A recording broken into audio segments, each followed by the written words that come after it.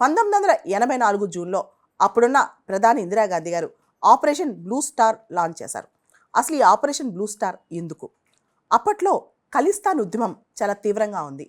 జర్నైల్ సింగ్ భింద్రవాలా అనే ఒక ఆయన ఈ ఉద్యమాన్ని ముందుకు తీసుకెళ్తున్నాడు అనమాట. ఆయన్ని టెర్రరిస్ట్గా అభివర్ణిస్తూ ఉంటారు. ఈయన ఈ ఉద్యమాన్ని ముందుకు తీసుకెళ్లడంతో పాటు ఈ ఉద్యమానికి సంబంధించి వెపన్స్ కానీ రకరకాల ఆయుధాలు ఇవన్నీ తీసుకుని పెద్ద శిష్య బృందాన్ని తయారు చేసుకున్నారు. వీళ్ళందరూ కూడా అమృత్సర్లోని గోల్డెన్ టెంపుల్లో దాక్కున్నారనమాట. దాంతో అప్పటి ప్రధాని ఇందిరాగాంధీ గారు వీళ్ళందరినీ గోల్డెన్ టెంపుల్ నుంచి ఖాళీ చేయించాలని, ఖలిస్తాన్ ఉద్యమాన్ని ఆపాలని చెప్పి ఆపరేషన్ బ్లూ స్టార్ లాంచ్ చేశారనమాట. దీంతో ఇండియన్ ఆర్మీ వాళ్ళు కంప్లీట్గా గోల్డెన్ టెంపుల్లోకి వెళ్ళి వాళ్ళందరినీ చంపేయడం జరిగింది.